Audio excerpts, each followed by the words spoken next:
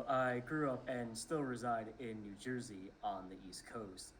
And I wanted to start with the question in terms of what did I want to be when I grew up? In some ways, I want to be a drummer, a lawyer, or a therapist.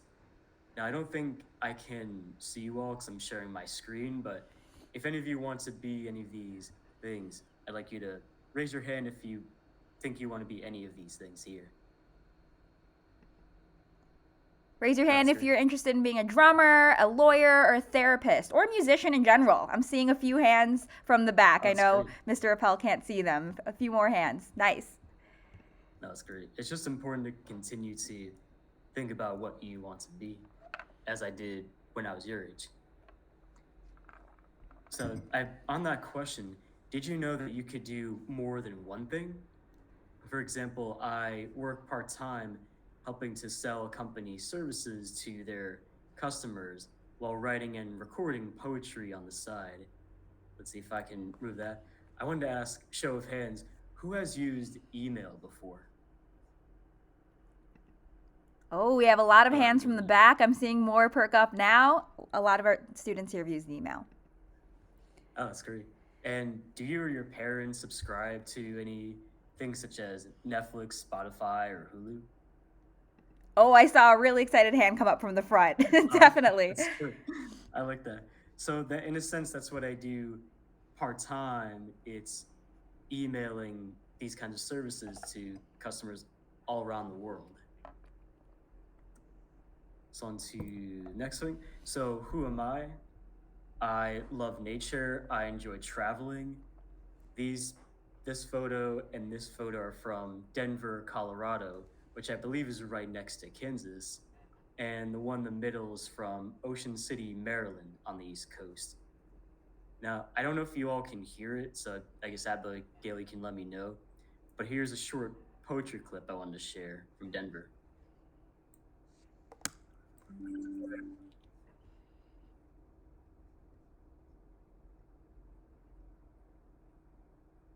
Because was there a show of hands if they heard that? I'm sorry, Mr. Appel. I don't think we were able to hear it. The volume was a bit low, but we can keep it moving. Thank you though. I, Yeah, I that's can send okay. it to We'll Ms. Hart share it later. afterwards. Yeah, just more of a test. So it's just an example of something I recorded when on vacation. So how did I first get into poetry? As Abigail shared, I was a part of Lyrical Alliance in college where we did some writing workshops. We also did performances for people at the college and even a few competitions.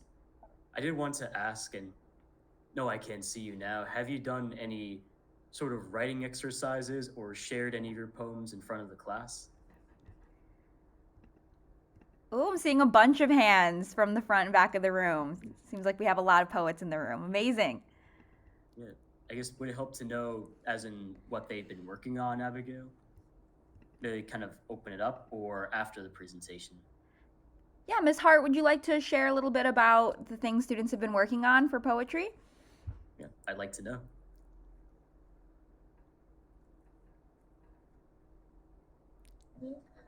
We teach a writing unit for Amplify that teaches them poetry. So they're writing a lot about their memories and learning about stanzas and rhyming and lines and all of that.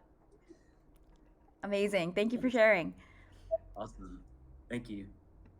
So again, after those experiences in college, I created the project Jordan Scott Poetry, which is on this badge where I entered a few poetry festivals and submitted poems for consideration for awards, say like the poetry slams, and we can get to that later. This on the left was one poem I submitted and performed at the festival. And these are examples of a few of the album covers of poem collections I've done.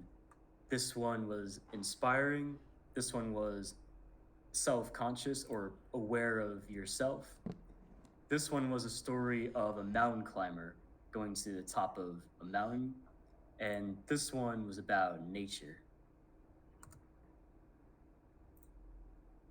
And kind of as I started this project, I realized my poetry can be treated as music, as those poems I shared before, I organized into these collections, and no audio here, just wanted to show you what my SoundCloud looks like as I shared these tracks or poems with people. For example, here's the nature and the mountain one where people can listen to them. And in these tracks, I also added some sound effects and music such as piano or harp in the background to add a mood to it. As maybe you've written poems or read some with a similar mood to them, such as whether it's sad or inspiring or funny. I realized it can help with the mood there. And one of my close friends actually took these two photos for the most recent poem album or collection in the woods as it set the mood there. So just this last slide here onto public speaking in poetry.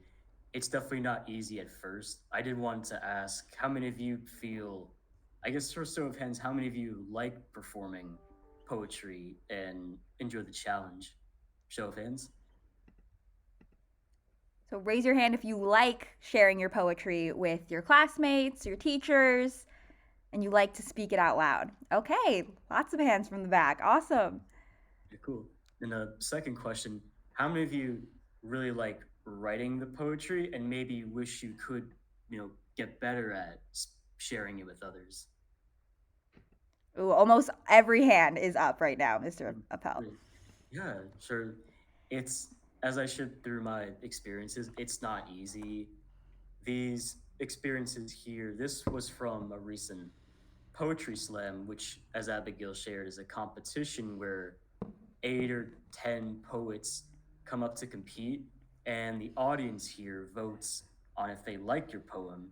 If you get if you have enough votes, you get into the next round to share another poem, and then the third and final round where you could win money for second or third place from the prize.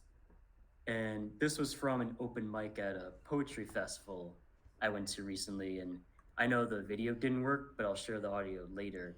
But it's just an example of not being afraid to put yourself out there and share your art. Thank And you so much